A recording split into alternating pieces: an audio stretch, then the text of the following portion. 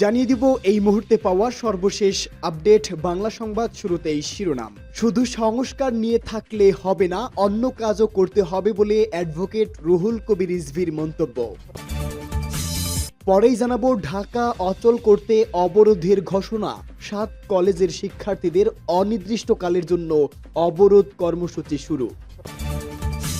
এরপরেই জানাবো এবার চরমনাই পীরের সঙ্গে সাক্ষাৎ করতে যাচ্ছেন বিএনপির মহাসচিব মির্জা ফখরুল। জানাবো নির্বাচন বিলম্বিত করার কোনো সুযোগ নেই বলে আমির খসরু মাহমুদ চৌধুরীর মন্তব্য। এবং সর্বশেষ জানাবো ভুলে যাবেন না, যুদ্ধ করে দেশ স্বাধীন করেছি, ভারতকে হাফিজ উদ্দিনের হুঁশিয়ারি বার্তা। এতক্ষণ শুনছিলেন সংবাদ শিরোনাম, এবারে বিস্তারিত।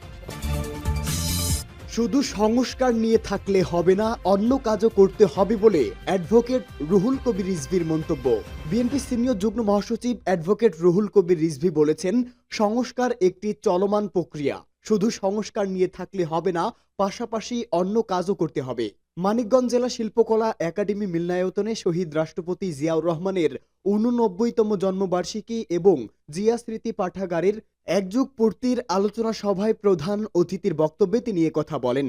রিজভী বলেন, আপনারা জুলাই ঘোষণার কথা বলবেন, অনেক সংস্কারের কথা বলবেন, কিন্তু মানুষের পেটে ক্ষুধা থাকলে এই ঘোষণা দিয়ে কিছু হবে না। কাজেই বাজার নিয়ন্ত্রণ করতে হবে, সিন্ডিকেটকারীদের ধরতে হবে, সাধারণ মানুষকে মোটা চাল ও মোটা কাপড়ের নিশ্চয়তা দিতে হবে। এটা জিয়াউর রহমান নিশ্চিত করেছিলেন। তিনি বলেন, আইন শৃঙ্খলা বাহিনীর সংস্কার করতে হবে, তারা কথায় কথায় যেন গুলি না করে। জনতার মিছিল, মানুষের মিছিল যে কোনো কারণেই হতে পারে। আইন শৃঙ্খলা বাহিনী সেখানে টিয়ারশেল মারতে পারে, লাঠি চার্জ করতে পারে, কিন্তু মিছিলের আওয়াজ শোনার সঙ্গে সঙ্গে গুলি করবে? তাই পুলিশ বাহিনীকে নতুন করে ঢেলে সাজাতে হবে, তাহলেই সবচেয়ে বড় সংস্কার হবে। মানিকগঞ্জ জিয়া স্মৃতি পাঠাগার আয়োজিত অনুষ্ঠানে আরো বক্তব্য দেন দলের অন্যান্য নেতারা। ঢাকা অচল করতে অবরোধের ঘোষণা 7 কলেজের শিক্ষার্থীদের। আজ সকাল 9টা থেকে বিকেল 5টা পর্যন্ত অনির্দিষ্টকালের জন্য অবরোধ কর্মসূচি ঘোষণা দিয়েছে 7 কলেজের শিক্ষার্থীরা। রাত 3টায় 7 কলেজের শিক্ষার্থীরা সাংবাদিকদের একথা জানান।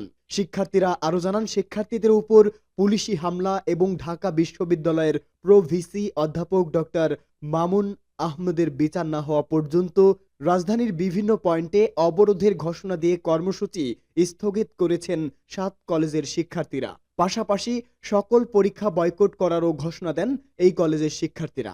এর আগে গতকাল সন্ধ্যায় 5 দফা দাবি নিয়ে 7 কলেজের শিক্ষার্থীরা প্রো ভিসির সঙ্গে আলোচনা করতে গেলে তিনি দুর্ব্যবহার করেন অভিযোগ করেছেন আন্দোলনকারীরা।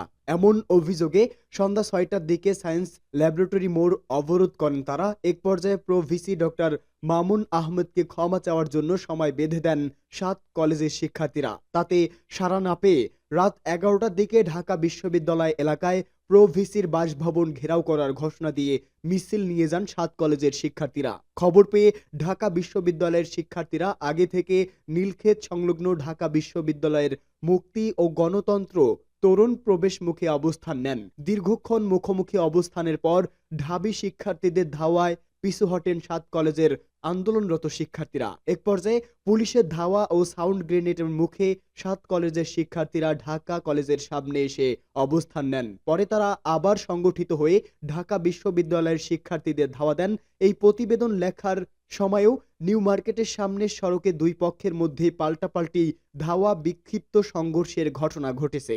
এই ঘটনায় এখন পর্যন্ত এক পুলিশ সদস্য সহ দুই পক্ষের কয়েকজন শিক্ষার্থী আহত হয়েছেন। তবে তাৎক্ষণিকভাবে সবার নাম পরিচয় জানা যায়নি। তবে ঢাকা মেডিকেল কলেজ হাসপাতাল থেকে প্রাপ্ত তথ্য অনুযায়ী সংঘর্ষের ঘটনায় আহত হয়ে হাসপাতালটিতে ভর্তি হয়েছেন 7 জন শিক্ষার্থী। এদের প্রত্যেকেই ঢাকা বিশ্ববিদ্যালয়ের শিক্ষার্থী। আহতদের মধ্যে রয়েছে শামীম, রিপন, ইমতিয়াজ, মনিরুল, ইসমাইল, সাগর ও মাহিন। ঢাকা কলেজের জরুরি বিভাগের ভর্তি কেন্দ্রের দায়িত্বে থাকা মাহবুব গণমাধ্যমকে এ তথ্য নিশ্চিত করেছেন। এদিকে পরিস্থিতি নিয়ন্ত্রণে আনতে নিউ মার্কেট এলাকায় 4 প্লাটুন বিজিবি মোতায়েন করা হয়েছে বলে জানিয়েছে বাহিনীর সদর দপ্তর। এবার চরমনাই পীরের সঙ্গে সাক্ষাৎ করতে যাচ্ছেন বিএনপির মহাসচিব মির্জা ফখরুল ইসলাম আলমগীর। আজ সোমবার দুপুর 12টায় রাজধানীর পুরানা পল্টনের নোয়াখালী টাওয়ারে ইসলামী আন্দোলনের কার্যালয়ে তাদের এই বৈঠক হবে। ইসলামী আন্দোলনের পক্ষ থেকে গণমাধ্যমে পাঠানো এক সংবাদ বিজ্ঞপ্তিতে এই তথ্য জানানো হয়েছে। এদিকে ২১ জানুয়ারি জামায়াতে ইসলামীর আমির শফিকুর রহমান বরিশালের চরমনাই পীরের দরবারে গিয়ে তার সঙ্গে সাক্ষাৎ করেন। আদর্শিক বিভিন্ন বিষয়ে ভিন্নমত থাকলেও ইসলামী এই দুই দলের শীর্ষ নেতাদের ওই সাক্ষাৎ বা বৈঠকের ঘটনা দেশের রাজনীতিতে কৌতূহলের সৃষ্টি করেছে। এমন এক প্রেক্ষাপটে বিএনপি মহাসচিব মির্জা ফখরুল ইসলাম আলমগীর আজ দেখা করতে যাচ্ছেন চরমনাই পীর ও ইসলামী আন্দোলনের আমির সৈয়দ মোহাম্মদ রেজাউল করিমের সঙ্গে। জাতীয় নির্বাচন লক্ষ্য করে জামায়াতে ইসলামী অন্য ইসলামী দলগুলোকে নিয়ে ঐক্যের চেষ্টা করছে এমন আলোচনা রয়েছে রাজনীতিতে। এদিকে জামায়াতের আমিরের সঙ্গে সাক্ষাতের পর ২৪ জানুয়ারি ঢাকার ইঞ্জিনিয়ার্স ইনস্টিটিউশনে এক অনুষ্ঠানে চরমনাই পীর বলেছিলেন, আগামী জাতীয় নির্বাচনে ইসলামের পক্ষে একক বাক্স দেওয়ার প্রচেষ্টা চলছে এবং এটি চলমান রয়েছে। এমন পটভূমিতে বিএনপিও বিভিন্ন ইসলামী দলের সঙ্গে আলোচনা শুরু করেছে। এরই মধ্যে ২২ জানুয়ারি খেলাফত মজলিসের শীর্ষ নেতাদের সঙ্গে বৈঠক করেছেন বিএনপির মহাসচিব সহ দলটির নেতাকর্মীরা। খেলাফত মজলিস একসময় বিএনপি নেতৃত্বাধীন ২০ দলীয় জোটে শরিক ছিল। ২০২১ সালের অক্টোবরে একটি বিশেষ প্রেক্ষাপটে জোট ছেড়ে চলে যান তারা। ২২ জানুয়ারির বৈঠকটি ছিল প্রায় ৩ বছর পর। এই বৈঠকের পর বিএনপির পক্ষ থেকে বলা হয়, ফ্যাসিবাদ বিরোধী সব রাজনৈতিক দল বিশেষ করে ধর্মভিত্তিক ইসলামী দলগুলোর সঙ্গে যোগাযোগ বৃদ্ধির উদ্যোগ নিয়েছে তারা। ইসলামী দলগুলোকে কাছে টানার চেষ্টার অংশ হিসাবে এসব বৈঠক করেছে দলটি। সংশ্লিষ্ট দায়িত্বশীল সূত্র জানিয়েছে, আগামী জাতীয় নির্বাচন এবং ৫ আগস্ট ছাত্র জনতার অভ্যুত্থান পরবর্তী রাজনৈতিক প্রেক্ষাপট দলগুলোর সঙ্গে যোগাযোগ বৃদ্ধির উদ্যোগ নেওয়া হয়। পর্যায়ক্রমে আরও দলের সঙ্গেও বৈঠক হতে পারে। নির্বাচন বিলম্বিত করার কোনো সুযোগ নেই বললেন আমির খসরু মাহমুদ চৌধুরী। নির্বাচন বিলম্বিত করার কোনো সুযোগ নেই বলে মন্তব্য করেছেন বিএনপির স্থায়ী কমিটির সদস্য আমির খসরু মাহমুদ চৌধুরী। তিনি বলেছেন, শেখ হাসিনা ও ফ্যাসিস্টের পতনের পরে বাংলাদেশে খুব স্বাভাবিক ছিল যে নির্বাচনের মাধ্যমে জনগণ তাদের মালিকানা ফিরে পাবে। সেটাই ছিল প্রত্যাশা। এই প্রত্যাশা এখনো জনগণের আছে, সুতরাং বিলম্ব হওয়ার কোনো সুযোগ নেই। আজ ঢাকার জাতীয় প্রেস ক্লাবে ন্যাশনাল পিপলস পার্টির আয়োজনে বহুদলীয় গণতন্ত্র ও স্বাধীন সার্বভৌমত্ব রাষ্ট্র প্রতিষ্ঠায় শহীদ প্রেসিডেন্ট জিয়াউর রহমানের ভূমিকা শীর্ষক আলোচনা সভায় প্রধান অতিথির বক্তব্যে আমির খসরু মাহমুদ চৌধুরী কথা বলেন, বাংলাদেশের মানুষের মালিকানা ফিরিয়ে দেওয়া ছাড়া গণতন্ত্রের অগ্রগতির কোনো সুযোগ নেই বলেও উল্লেখ করে আলোচনা সভায় আমির খসরু মাহমুদ চৌধুরী বলেন, নির্বাচন ব্যতীত আর কোনো পথ খোলা নেই। অন্য কোনো পথ খুঁজতে গেলে সন্দেহের উদ্বেগ হবে, জনগণ হতাশ হবে, বাংলাদেশের গণতন্ত্র আবারও মুখ থুবড়ে পড়বে। তিনি বলেন, আগামী দিনের পরিবর্তনের ক্ষেত্রে কোনো দল, কোনো ব্যক্তি, কোনো গোষ্ঠী যদি মনে করে একমাত্র তাদের চিন্তার প্রতিফলন ঘটবে, তারাই সিদ্ধান্ত নেবে এবং তাদের সিদ্ধান্তে আগামী দিনের বাংলাদেশ পরিবর্তন ও সংস্কার হবে, সেটা ভুল হবে। সংস্কারের বিষয়ে বিএনপির আগে কেউ প্রস্তাব দেয়নি বলেও মন্তব্য করেন আমির খসরু মাহমুদ চৌধুরী। তিনি বলেন, ৭ বছর আগে খালেদা জিয়া ভিশন ২০৩০ এর মাধ্যমে সংস্কারের প্রস্তাব দিয়েছেন। সেখানে ২ বারের অধিক প্রধানমন্ত্রী থাকতে পারবে না, ২ কক্ষ বিশিষ্ট সংসদ হবে। এছাড়া প্রধানমন্ত্রী ও রাষ্ট্রপতি ক্ষমতার ভারসাম্য কি হবে সেই প্রস্তাব আছে।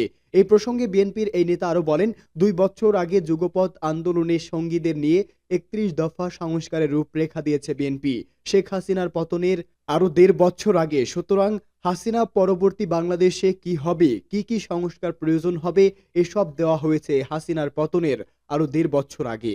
সেই কথাগুলোই এখন আলোচিত হচ্ছে। এই আলোচনা বহু আগে হয়েছে। কিভাবে বাস্তবায়ন করব সেটাও বলা হয়েছে। আগামী দিনে জাতীয় সরকারের মাধ্যমে একটা বাস্তবায়ন হবে। আমরা তো জাতির কাছে প্রতিজ্ঞাবদ্ধ। তাহলে সমস্যাটা কোথায়? ভুলে যাবেন না, যুদ্ধ করে দেশ স্বাধীন করেছি, ভারতকে হাফিজ উদ্দিনের হুঁশিয়ারি। ভারতকে উদ্দেশ্য করে বিএনপির স্থায়ী কমিটির সদস্য মেজর হাফিজ উদ্দিন আহমেদ বলেছেন, নিজেদের পছন্দের নেত্রী বিদায়ী হওয়ায় গাত্রদাহ শুরু হয়েছে। এখন বাংলাদেশের ভেতরে প্রবেশ করে আম গাছ, বেল গাছ কেটে নিয়ে যায়, সীমান্তে কাঁটাতারের বেড়া দেওয়ার চেষ্টা করে। ভুলে যাবেন না, আমরা ৭১ সালে যুদ্ধ করে দেশ স্বাধীন করেছি।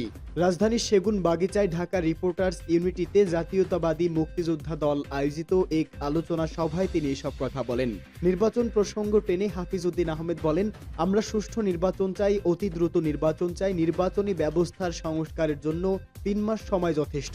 নির্বাচনের মধ্য দিয়ে জনগণের সরকার আসার সুযোগ দিন।